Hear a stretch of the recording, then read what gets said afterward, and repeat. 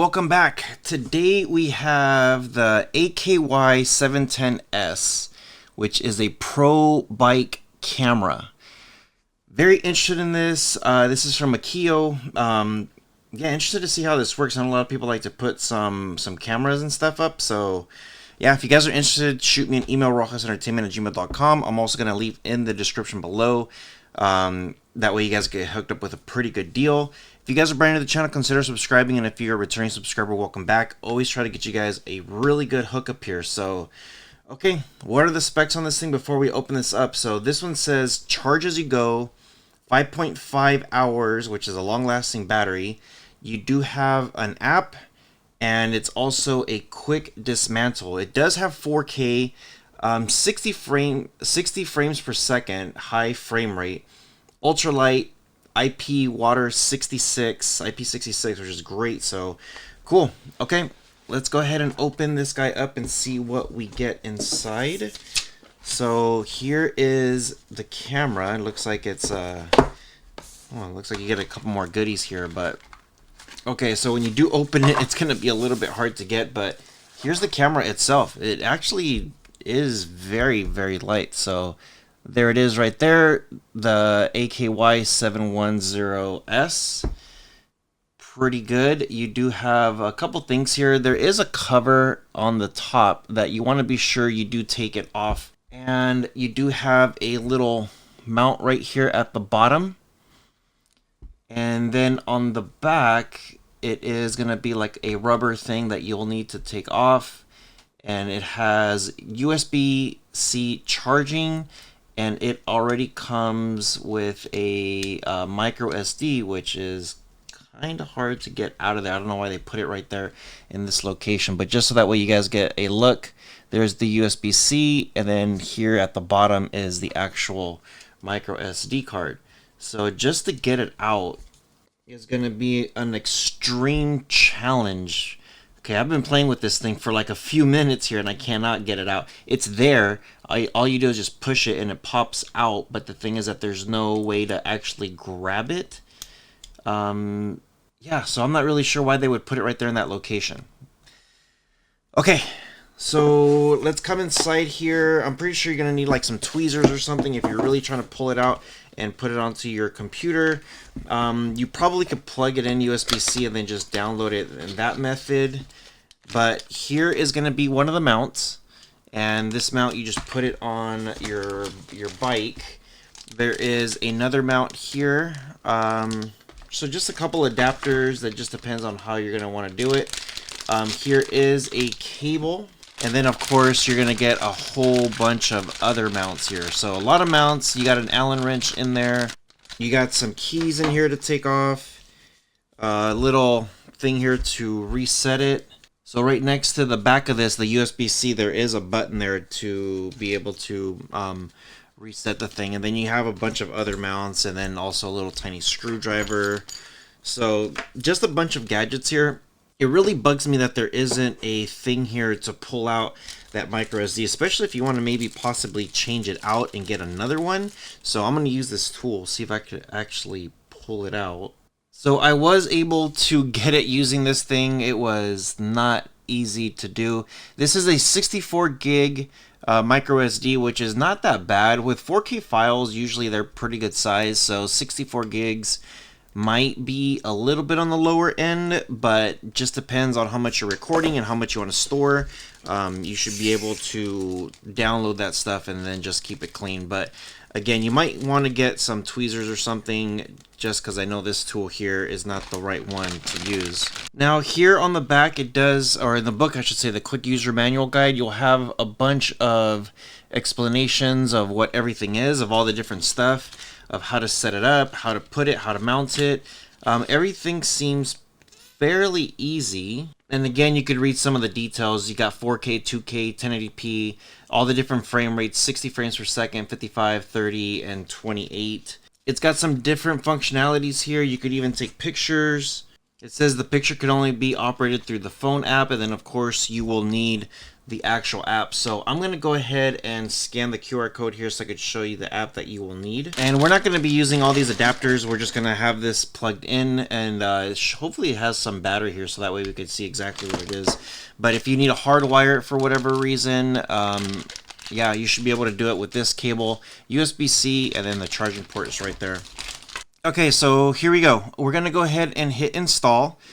So you do need the Akeeyo app. So all you have to do is just go to that user manual, take a scan the QR code with your camera, and then you should be able to download the app. So I'm going to go ahead and turn this guy on also. Okay, so the red light turned on right here, and it's like flashing, just multiple colors, and then it vibrated. That's how I know it's on. So I'm going to go ahead and hit turn open. I'm going to hit agree. And then you got to register now. Register now, receive, blah, blah, blah. So actually, I wonder if I skip this if I have to. Okay, so I don't have to skip this. Or I can skip it. So when you hit next, make sure you click on while using the app, allow all, and then add a camera. So it should be very simple. You have to be sure you do all that stuff, or if not, it's not going to allow all the features and everything. It might not even work properly. So make sure you just allow it, and it should be fine. When you are downloading everything on your phone, it's going to need access to that stuff. You could also install it on your car, and it shows you here a little screen of how to do it. So connect through Wi-Fi, so we're going to go ahead and do that. Make sure you're using the Wi-Fi from your home, and it's got to be 2G. Anytime you're using something different, you might have some issues. Some devices now are allowing the 5G, the 6G, but you just want to be sure that that you're on the same network. So it says connection failed, there's no cameras detected. So, well, we haven't added the camera yet. So add new camera. So it is on. I'm going to hit next. I'm going to do, it says select camera, Wi-Fi, and connect. So I'm going to go to connect Wi-Fi. And it says select camera Wi-Fi. So what I actually did was I actually set up, I have it connected to my personal Wi-Fi. So I'm going to click on the AKY 710. That is the very, very top one right there. So I'm going to click on this. And it says enter password. Now, according to the book, and I'm glad I read it, the default password on this thing is going to be 1 2 3 4 5 6 7 8. So that's why we read the instructions here. So we put in all the numbers, hit connect, and we should be fine. And it says checking the quality. It says stay connected. I don't want it to allow switching because of whatever issue is. I'm going to hit the back button. And then it's going to stay there. Now, if you do allow switching, what's going to happen is it's going to switch to whatever network is working. So right now, because I am connected to, well, I just it disconnected my thing. I just realized that. But if you look at it right here, my screen got disconnected. So I'm going to use my other one here. That way you guys could see exactly what I'm doing. So pretty simple.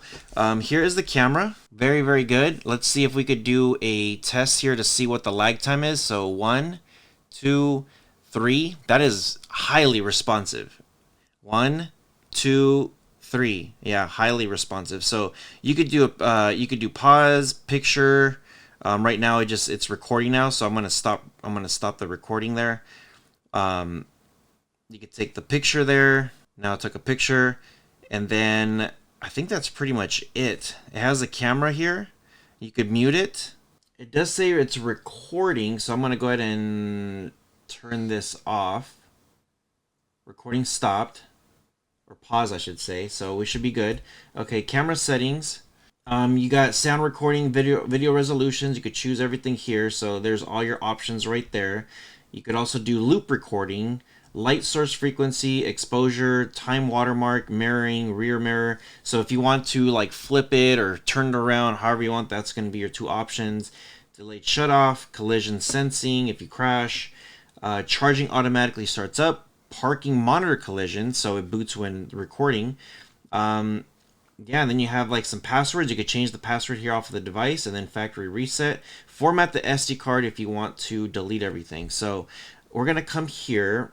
Let's go to the camera file, and let's see exactly what it has. So it's got a couple of them right here. So I'm going to click on this one, and yeah, I could download it right here. I could delete it, screenshots, not bad.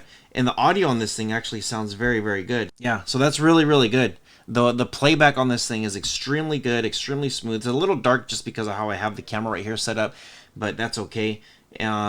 The other thing that you can do, so you got snapshots. These are like the pictures that you've gotten. If you lock anything, you can do that. Or if you're parking, you can do that too. So very, very good. So I'm going to go ahead and format this thing. And the reason why you want to format that normally wipes everything out. So format SD card. You do that. Formatting will erase all the data. I'm going to hit continue. And it seems like this thing was recording. So I'm going to put the camera over there so it doesn't record anything. So you do have the main screen here, and this will be your main screen on your phone. And you do have like the albums where you could see everything that was there. You could go to more app settings. You could do login registration, date format, offline map. A lot of good stuff. The only thing is to access the inside of this camera, you do have to click the camera itself. And then see, it says it's been recording for the last like 30 seconds, even though I didn't tell it to. I wish it just didn't automatically record every time I went on this screen. That way I don't have to worry about it. Yeah, not bad. It actually works very, very good. Very smooth. Yeah, the level on this thing is just really, really good. Let me know what you guys think. I try to get you guys here all the latest and greatest stuff, and this thing actually works like really, really well. It is a little bit warm on the bottom, so just having it here for a few seconds, it did heat up the bottom a little bit.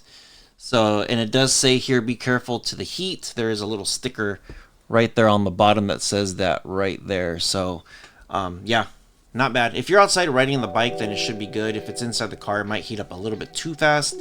I'm not sure exactly what that'll do with the camera to maybe overheat, but it seems like this is the heat sink, where it's going to cool everything off from the camera itself. So yeah, let me know what you guys think in the comment section below. Have you guys ever played with anything like this?